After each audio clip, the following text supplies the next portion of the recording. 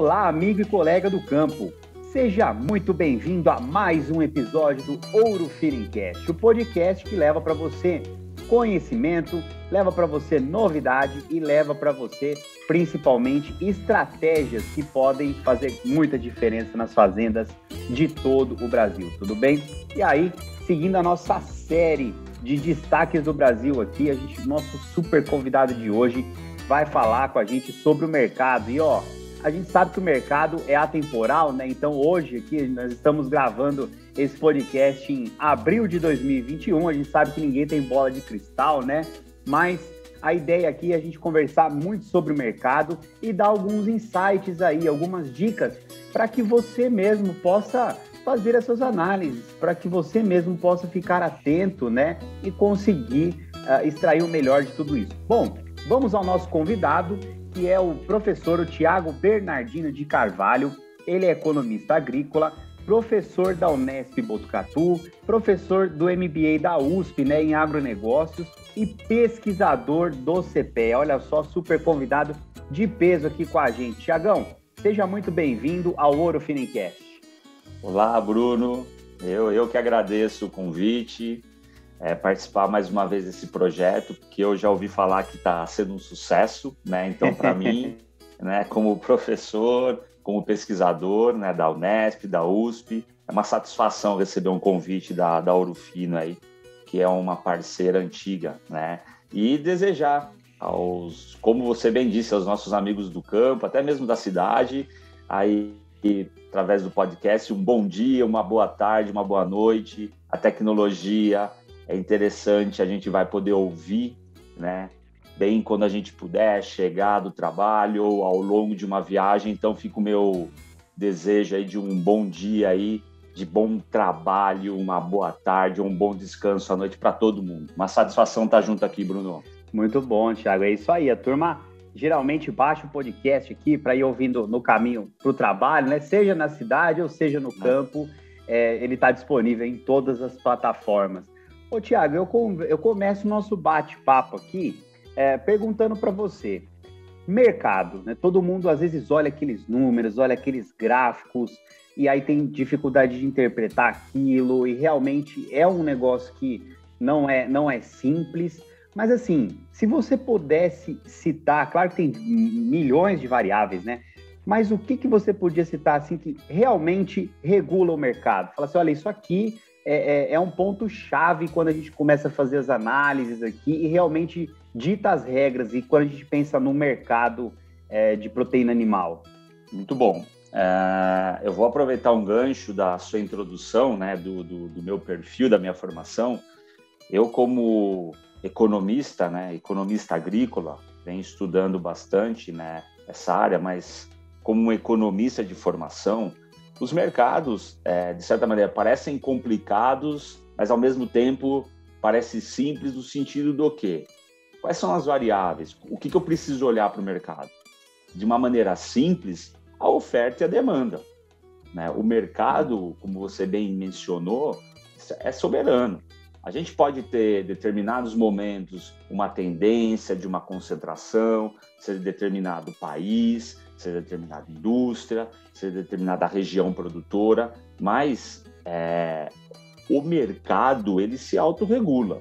Muita oferta, cai o preço, muita demanda, aumenta o preço, e o mercado vai buscando equilíbrio. Se o mercado tiver muito demandado, mais gente vai querer produzir. Assim como se eu tiver muito ofertado, menos gente vai querer produzir e sai do mercado. Então, uma primeira análise é acompanhar essas duas grandes variáveis. Como que está a oferta, tá? E um passo seguinte, como que está a demanda. E não tem assim, olha a oferta primeiro, olha a demanda depois. Não, isso daí tem que ser feito uma análise em conjunto, né? Então, quando a gente pensa na oferta, né, a gente vai falar muito sobre o mercado do agronegócio, pecuário. A gente tem que ter uma visão mais sistêmica da cadeia como um todo, mas também olhando o que mais impacta no meu negócio, que são os insumos relacionados, por exemplo, a uma pecuária, em termos de nutrição, sanidade, genética, e depois chegar, como eu bem mencionei, na sequência, no final da cadeia, de uma demanda. Então, num primeiro debate pronto assim, é uma oferta e a demanda. Perfeito, é aquela velha lei da oferta e da demanda, né? Velha, na verdade, nova, né? Porque Sim. ela está sempre aí, sempre dita as regras, né, Tiago? E hoje, bom, lembrando, a gente está aqui em abril de 2021, ninguém tem bola de cristal, né? Mas hoje, no nosso cenário, pensando, vamos começar com a carne bovina. Como que está essa relação de oferta-demanda, já que ela é um ponto bacana para a gente conseguir observar o mercado? O que você pode falar para a gente aí sobre isso hoje? Muito bom. Então vamos começar essa análise e pontuando as variáveis. Vamos pensar na oferta, né? E o que pode impactar a oferta? Tiago, os fatores de produção, como clima, como área disponível, assim como animais, aí também mão de obra, gestão, assim por diante. Vamos pegar um pouquinho do que acontece, né? Como o nosso bate-papo a gente vai poder ouvir ao longo das semanas, meses e anos, mas vamos fazer um recorte histórico aí. Está muito fresco na nossa memória o que acontece em 2014, 2013 no Brasil Central, quando tem uma seca, né?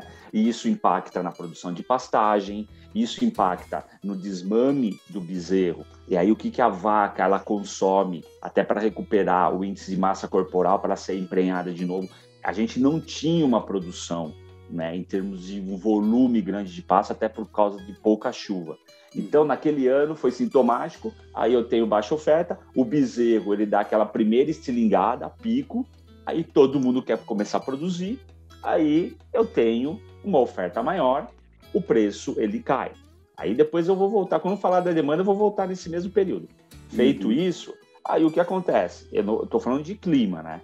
Aí passou-se, evidentemente, que a oferta aumentou, a gente já vai falar de abate, mas daí a gente encontra o final de 2020, quando a gente tem um atraso de chuvas, né? Aí tem uma demora no plantio, uma preocupação se vai ter uma produtividade de grãos, e você joga para o próximo ano, para o próximo período, esse mesmo desafio, a seca, né? O que o pecuarista ele vai encontrar? Ele já tem um custo alto do grão, mas ele está olhando assim, eu tenho pouco pasto e eu preciso produzir ou deixar um bezerro saudável, nutrido, para ele que não perca peso, assim por diante. Então, primeira variável, clima. A gente precisa de uma ajuda de São Pedro, mas eu preciso saber monitorar. E o clima também não pode ser, choveu ou não choveu. Podemos dizer, a muleta.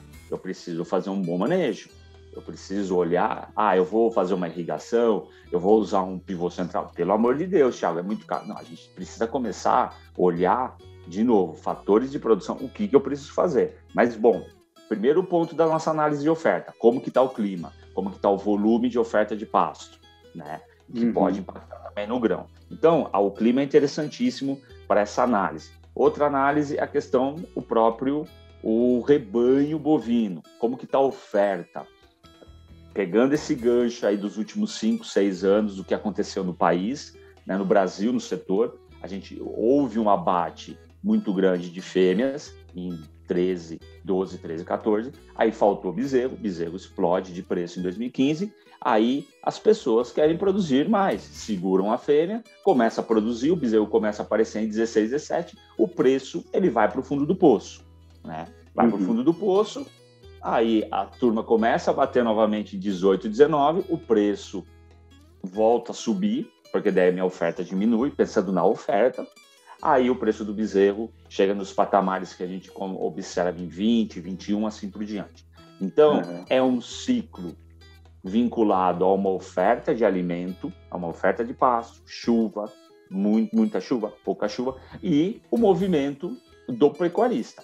Tiago, por que ocorre abate de fêmeas mais de um ano, menos de um ano? Evidentemente, está muito vinculado com o preço, mas também com a margem do pecuarista.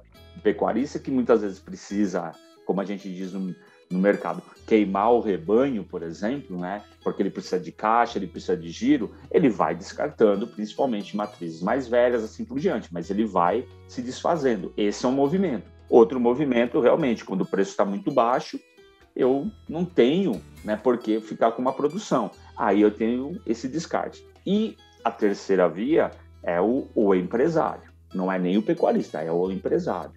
Se eu tenho uma vaca vazia que está roubando espaço do meu pasto, está exigindo muito trabalho, muito insumo e não está produzindo, ela vai para o gancho. Aí é um outro patamar de pecuária, aquele pecuarista que está realmente renovando o rebanho e se desfazendo da ineficiência. Então, quando eu penso em variável abate, a gente tem que ter a cautela para analisar. Determinada região está aqui em movimento. Por exemplo, dando um exemplo, a gente pega tradicionalmente o Pantanal, né? Final do ano, começo do ano, tem a cheia. Então, eu tenho a vaca, sobe o Pantanal mais alto, para regiões, né, do Mato Grosso do Sul, tomando como exemplo. Então, eu tenho um movimento de mais abate de fêmeas lá. Isso é tradicional. E se eu tiver ano que tiver menos cheia, um pouco mais cheia, como que vai se dar? Então, muitas vezes, não dá para ter um raio, né, uma radiografia muito precisa. Um pecuarista está no Pará ou no Rio Grande do Sul, mas aí... Varia de acordo com a região, né? O cara tem que estar sempre atento ao que está acontecendo ali naquele mercado dele também, ali em volta, né? Exato. Mas eu vou provocar, né, os nossos ouvintes, podemos dizer, Bruno. Opa, e eles gostam disso, hein? Pode provocar. Se eu falasse 20 anos atrás, não estou falando nem no outro século, estou falando de 2001. Ah, Thiago, mas é duro ter uma informação assim, assado, custa caro um telefone, celular. Hoje a informação está girando. E hoje vocês têm, por exemplo, uma empresa como a Ouro Fino, que tem técnicos em todos os lugares do Brasil. A informação, ela tem que girar. E provavelmente, e com certeza, pelas mãos da Ouro Fino passa muita informação que pode municiar. Então, o que está acontecendo lá no Pantanal esse ano? Ou o que aconteceu lá em Rondônia, lá na Bahia? Essa informação é muito importante. Então, o produtor não dá também para... é difícil, estou cansado. Ele tem que saber usar a informação de forma correta, né? Mas que seja. Vamos voltar para a oferta, né? Então, tem o clima e realmente tem a questão do abate, né? Tem essa questão que impacta, sim, pensando nos insumos. E, por fim... Pode falar. O abate, Thiago, só para a gente fixar aqui, o abate é aquela velha história, né? Me corrija se eu estiver errado, né? O preço do bezerro cai, o cara criador de vaca lá que não tem caixa, desanima, abate a vaca, aí começa a faltar bezerro, o preço do bezerro sobe, turma começa a segurar a vaca. Por isso que é interessante avaliar isso também, né? O preço do bezerro, quantidade de fêmeas abatidas, que você consegue ter esse tipo de informação, né? Exatamente, é perfeito, a sua análise é nessa linha. Uma coisa importante que a gente precisa olhar no abate, o que vem mudando no Brasil nos últimos anos, na última década, é que a gente tem um abate maior, pensando em fêmeas, um abate maior de novilha, né? Vamos dizer, a vaca nova, a jovem, né? A fêmea jovem. Então, ela ganhou um espaço no mercado e, obviamente, que isso também modifica um pouco o ciclo, né? Mas o acompanhamento do abate, a maioria do abate, a maioria do abate é de fêmeas adultas, né? Vacas velhas. Esse abate, sei lá, maior abate de novilhas pode estar relacionado com o preço da arroba? O pessoal anima, fala, ó, a arroba está num preço interessante, novilha gira rápido, consigo abater ela, fazer um caixa ali, sei lá, entendeu? Mudar um pouco a situação do negócio. Ou não, nada a ver com isso. Não, tem a ver com isso, não é só isso, mas tem muito a ver com isso. O preço está bom, vou aproveitar, recebo um preço, né, de um boi gordo, né, do macho, mas também eu tenho aí que a gente vai falar do meio para o final, da demanda. Os mercados, muitas vezes, sejam algumas grifes de carne, algumas marcas de carne, até mesmo alguns restaurantes, eu quero uma carne de novilha. Então, paga-se um preço maior por esse tipo de carne. Então, tem a questão do preço, do momento do mercado, mas também, fazendo uma ponte, eu tenho a questão da demanda, né, que realmente, nos últimos anos, se atraiu pela novilha, né? Então, a novilha ganhou um espaço no paladar do brasileiro, assim como para você colocar uma marca, uma carne mais macia, assim por diante, tá? Então, esses são os grandes pontos pensando em abate. E só para a gente terminar em termos de oferta, porque daí a gente tem no Brasil, por causa da chuva, por causa do clima, a gente tem a safra e entre safra. O que acontece na entre safra? Que é um anseio do pecuarista, seja de corte, até mesmo do leite, né? E outra coisa da oferta importante também, eu faço o gancho daqui a pouco com o leite, para o setor acompanhar o de corte. Mas a gente tradicionalmente tem a entre safra começando, vamos lá, maio, junho, mas firmemente de julho a novembro, dezembro, né? e eu preciso do uso de um suplemento, de um milho, de uma ração. E quando a gente pensa na oferta, como que está a oferta de grãos? Isso é importante para a tomada de decisão, para mim saber se eu vou ter mais boi gordos ao longo do ano, tá? Assim como a decisão da minha empresa fazenda, o que eu preciso fazer, ou realmente eu vou ter caixa, vou ter espaço, vou ter capital para entrar num semi-confinamento, num confinamento, né? Então, o grão, né? O preço do grão, a queda ou alta de produtividade, e isso impacta também na oferta. Isso afeta o grande e o pequeno, né? Porque os caras falam grão, não, é confinamento, são aqueles caras, não, mas o pequeno também, pô, vai desde lá do suplemento, do proteinado, isso afeta todo mundo, né? Sim, independente, porque independente do grande e do pequeno, ambos, né, já sabem que não dá para mais ter aquele boi tucuro e gabiru, né? Ambos, né? Ele sabe que ele precisa, por mais que talvez ele não tenha tanto capital para comprar uma alta tecnologia, mas ele pode comprar uma média tecnologia, mas ele não pode deixar de usar. Porque ele sabe que se o boi virar sanfona, ele vira o boi gabiru mesmo, ele vira o boi tucura. E aí o mercado não precifica, ele não tem rendimento de carcaça. Então, o bacana da pecuária é que foi mudando, né? Então, aliar a tecnologia à produção, mas sabendo as fases de produção, isso que é o bacana. Então, quando a gente analisa ofertas variáveis, tem que se colocar muito essa questão da sazonalidade de produção no país e que tipo de alimento eu vou usar. E aí, Bruno, é simples, né, a gente falar, talvez os nossos ouvintes, o Thiago está lá no escritório falando com ar-condicionado, né, ele não está aqui no campo tomando decisão, mas é a velha questão do planejamento, é chegar no final do ano, ou chegar, por exemplo, numa estação de monta, que a gente já vai falar, mas independente do time do ano, mas planejar lá para frente. Olhar e falar o que eu quero fazer na minha propriedade. Não, eu vou entrar com proteinado, eu vou precisar entrar. Então, é planejar numa compra. Não é a expectativa, o preço vai cair, o preço vai cair, o preço vai... Não cai. O preço do boi vai subir, vai subir. Aí, às vezes, não sobe. Então, sair um pouco dessa emoção e começar a fazer conta. Isso é muito importante. Então, a oferta, né, a grande primeiro variável do que pode acontecer com o mercado, é muito importante ter claro esses movimentos. A questão do clima, que vai direcionar o que pode acontecer, a questão do movimento de abate dos animais, mais macho, mais fêmea, novilha, entrando nesse ciclo do boi, como a gente chama, né? E também olhando a questão do alimento, como que vai estar essa demanda por alimento, tá? Perfeito. E antes da gente entrar na demanda, não sei se isso que você ia questionar, eu levantei a bola do leite, né? Porque o que acontece muitas vezes? Assim como o boi, o leite fica no anseio do alimento agora, que a gente entra na entre-safra do leite, uso muito concentrado, a usa, não usa, fica aquela história. Mas eu quero dizer, falando do boi, eu vou falar na demanda da carne bovina com as outras carnes, o que muitas vezes acontece? Aconteceu em 2015, aconteceu ano passado, um pouquinho esse ano. Quando o preço do leite, ele oscila, o preço do leite ano passado recorde, em 2020 recorde, perdão, ele oscila em determinados períodos do ano.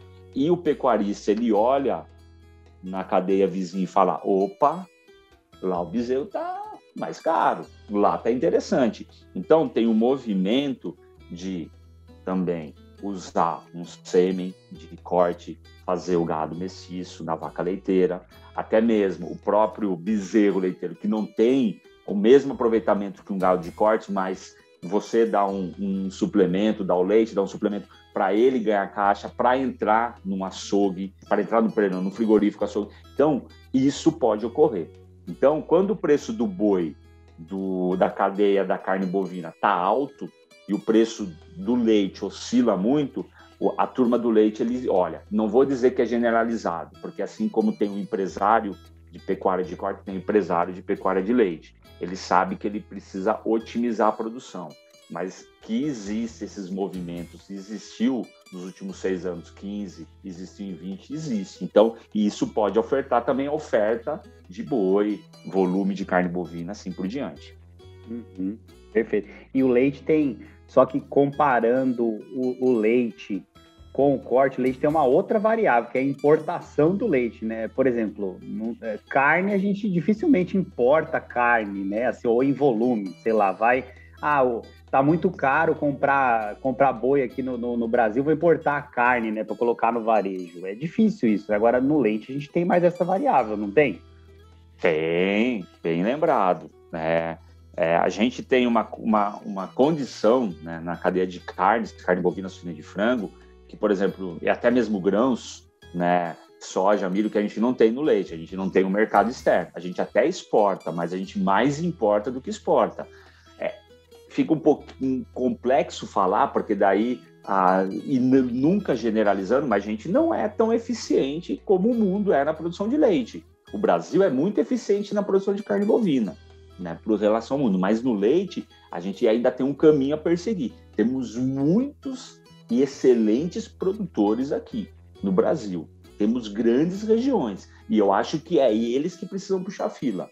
Eles precisam puxar a fila da transferência para realmente galgar. E isso que você falou, Bruno, realmente afeta o mercado, porque daí eu tenho grandes players querendo colocar a carne aqui. É assim que ocorre na questão da carne bovina, quando a gente vai falar agora daqui a pouco da demanda.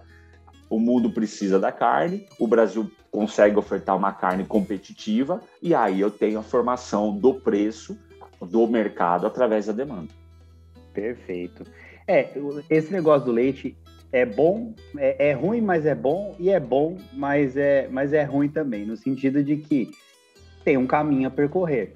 Né? Dá para a gente aprender muito com, por exemplo, outros países são mais eficientes, tem mudado muito e de maneira muito rápida, né? E na minha opinião, eu acho que é mais difícil você evoluir numa coisa que já está no limite do que você evoluir numa coisa que ainda tem talvez poucas mudanças aí, a gente já consegue dobrar a produtividade, etc. Isso é muito bacana, né, Thiago? E olha só, a gente está aqui, 20 minutos aqui de podcast, falamos da oferta, e isso é muito bacana, né? É um dos lados da moeda aí que você mencionou. E a questão da demanda, né? Vamos lá. Demanda, um exemplo, carne, né? O que é demanda? É o consumidor, né? E aí a gente pensa no Brasil e pensa nas exportações, no resto do mundo, o que a gente exporta, por exemplo, a nossa carne, né? E isso é difícil, mas também tem que olhar num cenário geral, né, Thiago? Aí, por exemplo, na demanda, tem fator econômico, tem uma série de coisas aí para se olhar, né? Sim, vamos lá.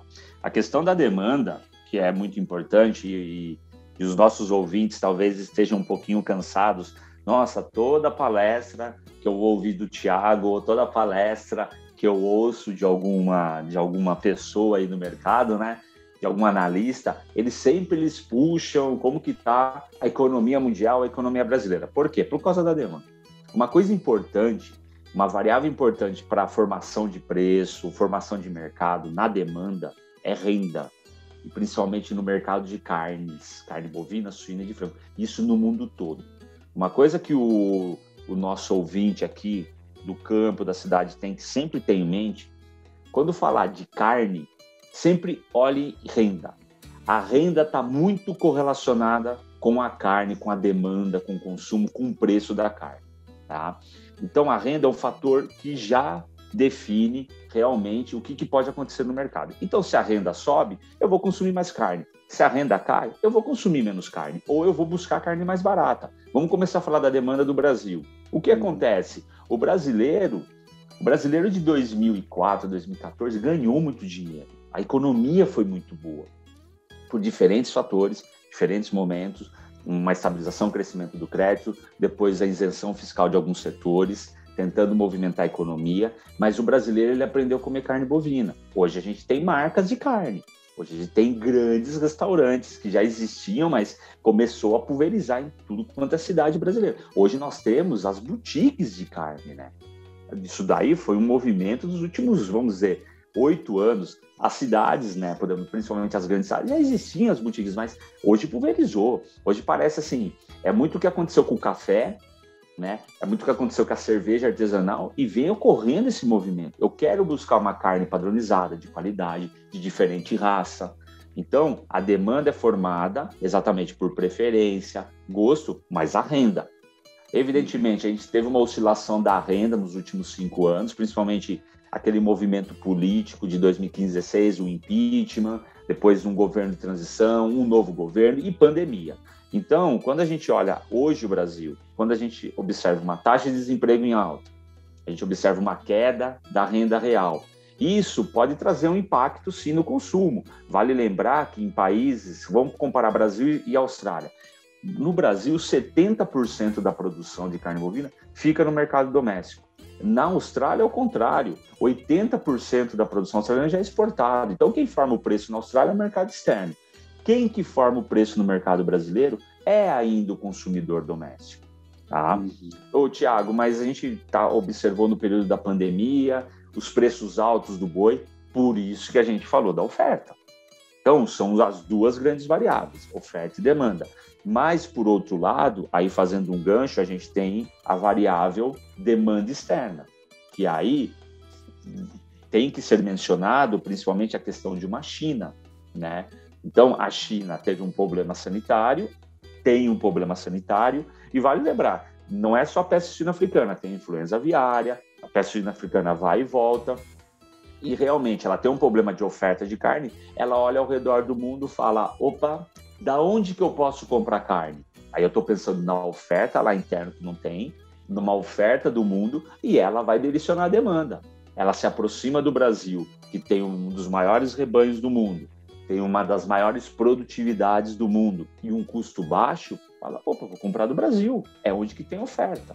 Então, aí eu tenho a demanda externa, que também está vinculada com a competitividade, volume, custo baixo, mas também a questão do câmbio, né? Aí eu vou voltar naquele período lá na oferta, 2015 e 16. Então a gente tem o pico do bezerro, todo mundo quer produzir bezerro, segura a fêmea, aí a oferta começa a aparecer, a produtividade aumenta, lógico, a oferta começa a aparecer em 2016, 17, o preço ele começa a derreter, porque eu tenho um movimento do impeachment, aí a demanda, baixa a renda, alto desemprego, aí eu não tinha uma China, aí o preço derrete no mercado do boi, pecuarista desesperado, desestimulado, eu vou abater fêmea, vira o começo do ano 2018, muito abate de fêmea, 2019, muito abate de fêmea, aí no segundo semestre de 2019, agosto, setembro, aparece uma China, que começou a comprar tudo quanto é carne do Brasil, uma demanda. Então, aí subiu essa demanda. Aí, com a pandemia, com o câmbio chegando a quase R$6, né? E a necessidade da China querendo comprar, juntou o útil ao agradável em termos de demanda. Então, a demanda, como eu falei, é renda, gosto, preferência, mas eu tenho o preço das outras carnes também. A gente já vai terminar falando disso. Então, a demanda, ela é formada no mercado interno e no mercado externo. E, óbvio, no mercado externo, a China precisa de carne. O Brasil tem hoje, né, pegando esse primeiro semestre que foi 2021, o terceiro boi mais caro do mundo, porque também o dólar oscila, está firme ainda, acima, mas nos últimos meses, principalmente no abril de 2021, ele deu uma valorizada, o real frente ao dólar. E isso faz com que a nossa carne fique cara. Então, arroba tem teto, arroba pode ter teto, mas a gente sempre tem que lembrar que eu tenho um demandante, né? Por mais que eu tenha baixa oferta, eu tenho um demandante que ele está olhando custo e câmbio. E no mercado interno, aí eu tenho o consumidor nacional, que ele tem uma carne de frango que vale 3 vezes menos do que uma carne bovina. Ele tem uma carne suína que vale mais ou menos a metade da carne bovina. Então, com renda baixa, com desemprego, eu vou fazer escolhas. Eu saio de um ovo, frango, suíno. Vou para uma carne de segunda, que também valorizou muito nos últimos anos, mas eu deixo ela como última opção. Então, é um formador de preço. Então, ouvintes, Bruno, tem esses grandes pilares na demanda do mercado externo, a questão como que está a oferta no mundo todo e essa demanda pela carne brasileira, pelo custo baixo e pelo câmbio. Então, a gente tem que sempre observar como que está o custo da nossa produção. O custo está elevando, então a gente está deixando de ser competitivo. porque a gente está sendo muito demandado, então a gente está usando muito insumo. O câmbio ele ajuda a nossa competitividade. E a demanda no mercado interno, olhar a renda, emprego e o preço das outras carnes. Perfeito. E aí, Thiago, para a gente encerrar, aí seria legal talvez a gente falar só um pouquinho do cenário do leite, mas vamos ver se o raciocínio aqui está correto. O cenário que a gente tem hoje, bezerro batendo recorde, o preço da arroba batendo recorde, da arroba bovina batendo recorde, né? Começando pela demanda, vamos ver se o raciocínio é mais ou menos esse, claro, de maneira simplista, né? A gente chega num momento que a demanda, por conta da renda da população interna, demanda interna, não está tão aquecida, mas a gente vê a demanda externa bem aquecida, por exemplo, com a China comprando muita carne. E aí a gente pega a oferta, por conta de um cenário lá atrás de abate de fêmeas e etc., a oferta de carne, né, de bois terminados baixa, ou seja, isso aí, tudo nessa sopa aí de variáveis, um câmbio favorável para exportação também, etc., faz com que a gente chegue no momento que a gente está hoje, né? Parece que Deus é brasileiro mesmo, né? Que é muito sensível, né? Aconteceu muita coisa ao mesmo tempo que favoreceu esse cenário para hoje, né? Sim, eu tenho certeza. A gente teve algumas condições, como você mencionou, você está perfeito na sua análise, que foram favorecendo. E, por outro lado, a gente tem aquele movimento que a gente sempre fala nos últimos 20 anos, mas principalmente nos últimos 10 anos. Por exemplo, eu tenho uma soja competitiva, eu tenho um milho competitivo, eu tenho uma cana competitiva, eu tenho uma floresta competitiva. Então, o boi e até mesmo o leite, eles têm que se tornar cada vez mais competitivos, né? Então, houve um incremento, sim, na produtividade, no uso de tecnologia, redução de ciclo, tá? E isso faz com que atraia, assim, também movimentos, porque eu tenho padronização. Vale lembrar, a China quer um boi padronizado, quer um boi novo, né? Mas que seja, nos últimos 5 anos, a pecuária ela surfou em 2 bons, grandes momentos e vem surfando num grande momento. O bezerro batendo recorde, o boi gordo batendo recorde, a carne batendo recorde. A questão daqui para frente, né? Olhar como que deve se comportar. A gente, como eu falei do comecinho, tem a tradicional estação de monta. E aí, eu vou inseminar minha vaca, né, lá começando lá, julho, agosto, setembro, assim por diante. E esse bezerro vai aparecer quando? Se a gente falar de 2021, vamos pegar um momento, o bezerro ele nasce em 22, mas ele vai virar um animal para o mercado em 23. E aí, olhar lá para frente, como que vai estar essa questão do grão, como que vai estar a questão da demanda interna 22, 23, a gente vai falar de 23, de um novo governo. Então, todo esse cenário, por isso que a pecuária ela tem que ser empresarial, ela tem que olhar para frente, para o planejamento. O que eu fizer hoje de tomar a decisão vai impactar daqui 2 anos. Então, esse que é o bacana. A pecuária vai continuar dando dinheiro. É um cenário muito positivo, mas ela vai dar dinheiro e vai fazer com que muita gente perca dinheiro, desde que eu me torne profissional, entendeu? Perfeito. E para a gente encaminhando aí para o encerramento do episódio, Thiago, o leite, né? Também é até complicado, né? Pedir falar uns 5 minutos para a gente falar do cenário do leite aí, né? Mas, bom, você mencionou na questão da oferta, muita gente, a gente vê, né? A gente roda, conversa com o cliente, muita gente inseminando essa vaca aí com um sêmen de corte para ter aquele bezerro meio sangue, para conseguir vender esse bezerro aí meio sangue e ganhar dinheiro com a valorização do preço do bezerro, né? Isso gera uma tendência da oferta de leite ser menor, a demanda pelo leite a gente vê que está aí se mantendo e gera um cenário de possível aumento dos preços, ou aí tem outras variáveis que entram, importação de leite, etc., que a gente não pode sugerir esse cenário.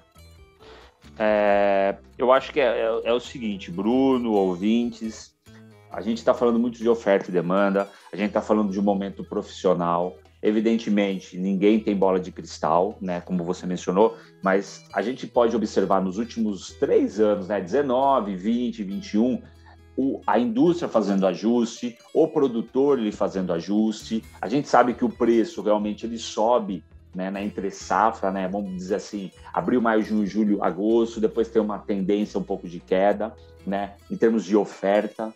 Então, a indústria se prepara para isso, como não passar apuro em termos de pagar um preço muito alto e não ter uma demanda final. Então, ela vai regulando, isso é natural de todos os setores, mas especificamente do leite. E, por fim, o grande gargalo que eu vejo no leite é a questão da importação, até porque se o dólar ele tem uma tendência de queda frente ao real, vai ficar mais atraente para importar, porque daí o produto externo vai ficando mais barato, e a demanda interna. A demanda interna que a gente sabe que a gente tem os derivados lácteos, né, que exige uma renda superior, né, uma renda mais alta. Então, isso pode, nesse curto prazo, eu acredito que a oferta ela vai puxar sim preço, mas a demanda interna ela pode segurar um pouco, então vai ter um equilíbrio mais para cima, mas pensando que a gente tem um mercado interno que realmente não é pagador nesse momento, nesse curto prazo. E ficar atento a essa questão da importação. Você mencionou a questão do bezerro do gado mestiço, indo para o corte. Isso sim pode afetar a questão da oferta. Então, a indústria, ela olha para o consumidor, olha qual é essa competição com a importação, mas também ela está olhando no campo, porque ela também precisa girar, ela precisa pagar as contas, ela precisa cumprir contratos. Então, tem a preocupação também de uma oferta restrita no campo, pelo clima, pelo insumo caro e também por alguma parte do bezerro indo para uma produção de... O leite também, né, vai alimentar o bezerro indo para a produção de corte. Então, são essas as variáveis para o pecuarista leiteiro ficar atento ao longo dos próximos meses. Mas que realmente a gente tem essa sazonalidade tradicional no mercado, né? Começo de ano, final de ano, né? O meio do ano mais aquecido em termos de preço, mas que a gente tem que ficar atento com o dólar e com a renda do brasileiro. Perfeito. Então, ó, você ouvinte, já deu para ouvir, já deu para pescar o recado aí que a gente está dando para você. Mantenha-se informado, fique de olho, conhecimento não ocupa espaço. Então é sempre importante estar de olho nisso tudo aí. Tiago, a gente poderia encerrar aqui o episódio pensando em tudo que a gente conversou, todo esse conhecimento que você passou aí pra gente. Alguma dica, né, para o nosso ouvinte? Fala assim, olha, Bruno, tem essa dica aqui que é fundamental, que olha, todo mundo deveria seguir, e que faz sentido e que realmente ajuda quando o objetivo é o aumento da rentabilidade e o aumento do retorno financeiro aí da atividade. Você consegue condensar aí ou uma dica que você acha mais importante para passar para o nosso ouvinte? Eu comecei falando disso, eu vou terminar. Não é fácil, mas também não é difícil, tá? Não é simples, mas não é complicado. O que a gente estuda em economia? Primeira aula de economia, das primeiras aulas de economia, que a gente chama de economia de escala. Eu preciso aumentar a minha produtividade para reduzir meu custo. Tanto para o corte como para o leite. A minha estrutura está lá, o meu curral está lá, meu galpão está lá, minhas vacas estão lá. Vaca vazia não dá dinheiro. Vaca sem lactação não dá dinheiro. E não adianta falar, mas eu vou gastar muito dinheiro. Não é a questão de gastar, eu preciso despender dinheiro para aumentar a minha produtividade, reduzir esse meu custo fixo. Vão haver momentos, por que eu estou falando isso? Que vocês vão ganhar dinheiro com preço, sim. O preço é lindo, e eu não estou sendo irônico, é muito bom o preço alto. Só que o preço alto ele também puxa custo. Então vai ter momentos que se você tiver um planejamento, você vai aproveitar um custo baixo e um preço alto, como muita gente aproveitou, mas na maioria dos momentos o custo e o preço vão estar caminhando junto, então a margem vai estar sempre, de certa maneira, não apertada, mas numa condizente comparando com preço e custo, e aí você vai ganhar produtividade. Existem dois grandes caminhos para seguir. Então, a produtividade ajuda eu a reduzir o custo e melhorar a minha margem. Esse é o conselho que eu dou, né, para os pecuaristas, seja de corte, leite, suínos, frango, até mesmo os grãos, né? A gente precisa realmente olhar, não se preocupar, é elevado o meu gasto. Tá, o seu gasto pode ser elevado desde que você tenha um retorno em termos de produção, de preço, desde que eu tenha uma produtividade. Então, minha margem vai melhorar. Esse é o meu recado. O preço é bom? Ele é ótimo, mas ele não é o fundamental. E, às vezes, o preço ele pode te dar uma rasteira. Então, vamos focar no preço, mas principalmente vamos focar na produtividade, tecnologia, produzir mais de forma consistente, tá? Perfeito, Thiago. Ótimo recado. Realmente, investir em tecnologia nunca vai deixar de ser uma excelente solução para aumentar a produtividade e, consequentemente, ajudar nessa escala aí que você mencionou e nessa profissionalização do setor. Queria agradecer muito a sua presença, ter topado participar com a gente do Ouro Finincast, trazer todo esse conhecimento que eu tenho certeza que vai ajudar muito em todas as fazendas aí do Brasil. Muito obrigado, viu, Thiago? Eu que agradeço mais uma vez, Bruno, em nome da Ouro Fino aí. Você é um colega, um amigo, né, que eu tenho. E o espaço que a Ouro Fino sempre dá para o Thiago, dá para a USP, para o CTE, para a Unesp. Então, eu só tenho a agradecer e essa é a nossa missão, é passar conhecimento, né, trazer informação e fazer com que as pessoas consigam ter uma decisão, né, mais concreta na hora que for, né, colocar a mão na massa do negócio. Então, para mim é um privilégio poder participar desse projeto da Ouro Fino e espero ter contribuído, espero voltar várias vezes assim, sempre que for necessário. Um grande abraço a todos. Obrigado, Thiago. É isso aí, ó, tá vendo? É a pesquisa, é a ciência trazendo conhecimento para a sociedade. Isso aí é extensão, isso aí realmente faz toda a diferença, de novo, na profissionalização do setor, no dia a dia de cada um aí que trabalha no agronegócio. Muito obrigado, viu, Thiago?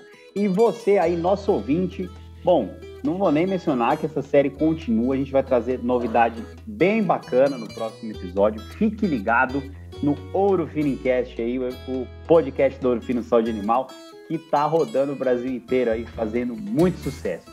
Muito obrigado por estar aqui conosco. Espero você no próximo episódio. Grande abraço. Tchau.